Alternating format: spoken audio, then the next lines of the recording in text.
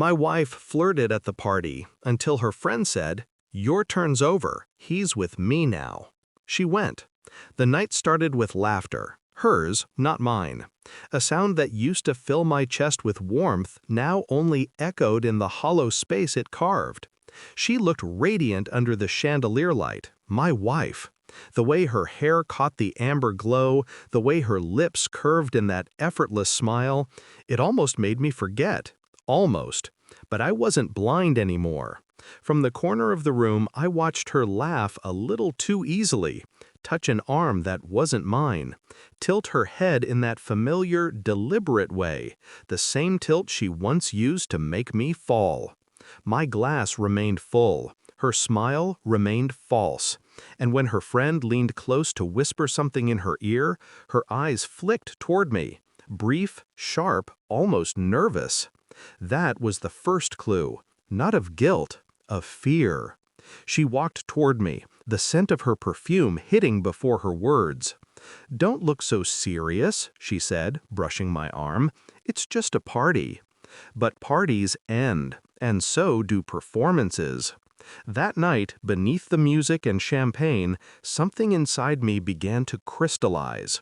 Not rage, not sadness, control. I smiled at her then, cold, deliberate, and said, "Then let's make it a night worth remembering." She laughed, oblivious to what I meant, but I knew. This would be the night I stopped pretending to be blind.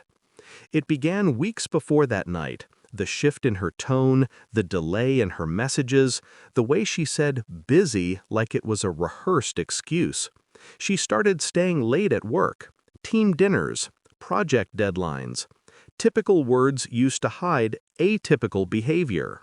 I didn't confront her, I just observed. Silence is a powerful weapon. It makes people reveal themselves. When she came home late one evening, I stayed half asleep, listening. Her footsteps were light, careful. She undressed quietly, slipped into bed, and whispered, "Long day." Her body was warm beside me. Her lies warmer. Over the following days, I noticed patterns. Perfume that wasn't hers. Receipts that didn't match her alibi. A single strand of blonde hair on her coat. She's brunette. But what truly confirmed my suspicion wasn't evidence. It was instinct. The way she stopped looking at me like I mattered. Love has its own language. Betrayal does too. At dinner, she would talk. Not to me, but at me. Her eyes were somewhere else, someone else. So I smiled. I laughed when she did. I mirrored her indifference with surgical precision. Because rage makes you reckless. But patience? Patience builds strategy. The invitation to that party came from her boss. She insisted we go. "It'll be good for my career," she said. I agreed. Not because I wanted to go, but because I wanted to watch her perform in front of people who didn't yet know what she truly was. And by the end of that night, they would. The week before the party, I became invisible in my own home, deliberately. She'd stop checking if I was listening. She'd start forgetting what she'd told me before. That's when people slip. I checked her phone once, not out of desperation, but precision.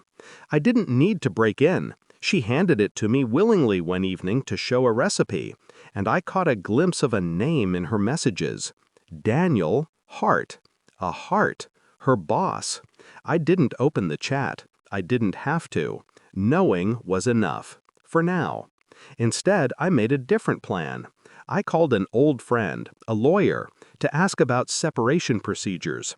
I asked hypothetically, calmly. He said, "Thinking of leaving her?" I said, "Just curious." Curiosity, after all, is the first step toward clarity. I learned about marital property laws, evidence, admissibility. Knowledge was power, and I was quietly reclaiming mine. At night, I rehearsed the final act in my mind. Not the confrontation, the liberation. By the time the night of the party arrived, I was no longer the betrayed husband. I was the executioner with a smile. We arrived fashionably late. She was glowing, laughing, clutching my arm only for display. "Don't look so stiff," she whispered. I leaned closer. "Don't look so desperate." She froze, only for a second before recovering her facade. Daniel, her boss, greeted her with a familiarity that tasted like old sins. "Glad you could make it," he said. Her smile faltered just slightly. I watched the way his hand lingered a second too long when they shook hands, the way her breathing changed when he spoke. But what she didn't notice, what neither of them noticed, was her best friend watching everything. Her friend, Lydia. Sharp, observant, calculating. She saw what I saw, and later that night she would become the instrument of my quiet revenge. It happened just after midnight. The music had slowed. People had drunk enough to blur politeness. I stood by the bar, sipping whiskey, watching my wife and Daniel laugh like high school lovers who thought no one was watching. Except I was, and so was Lydia. She approached me, her glass half empty, her voice low. "You see it too, don't you?" I didn't answer. She smiled, not with amusement, but with a kind of grim understanding. "She's been doing this for months," she said, "flirting, testing boundaries. You're not the fool people think you are you?" I turned to her then, meeting her gaze. "No," I said, "I'm just patient." She studied me for a moment before saying, "Then you'll like what I'm about to do." When she walked away, I didn't stop her. Moments later, the song changed, something slower, sensual. My wife pulled Daniel to the dance floor. Eyes met, hands lingered. She forgot I existed. Until Lydia joined them.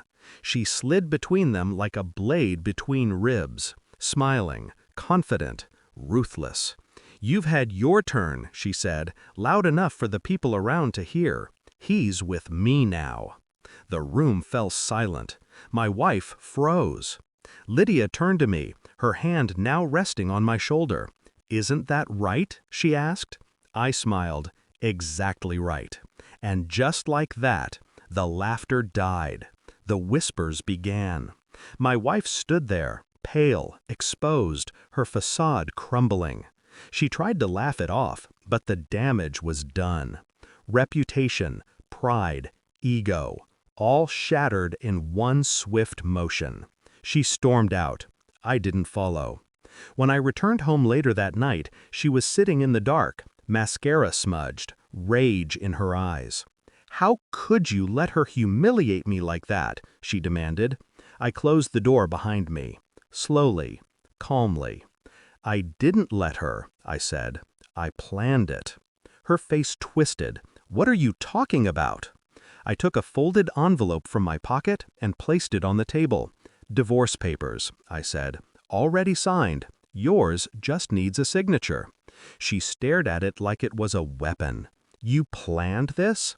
"Every step," I said, "from the moment I stopped believing your lies." She stood up, shaking. "You can't just—" "I can," I said quietly, and I did. I leaned closer, my voice steady. "Do you know what the difference is between us? You manipulate people to feel powerful. I let you believe you were winning until it was time to remind you who I really am." She didn't cry, not then. She just looked small, fragile, like a performer whose stage had collapsed mid-act. I walked past her, stopped at the doorway, and said, "You had your audience tonight. I hope you enjoyed the applause." Then I left. The morning after, sunlight filled the house like nothing had happened, except everything had. I didn't check my phone, I didn't read her messages, I simply packed a small bag and left the keys on the table. Outside, the air felt clean. For the first time in years, I could breathe without the taste of deceit. I didn't feel anger anymore, just quiet satisfaction. Because revenge, when done right, isn't about destruction. It's about clarity. As I drove away, I remembered something my father once said. When people show you who they are, don't argue. Just leave them standing in the ruins they built. At the next red light, my phone buzzed. A message from her. You ruined my life. I smiled. No, I thought, you ruined it. I just made sure you finally saw it. Then I turned the phone off, and with that silence, the chapter closed. Perfectly. How could you do this?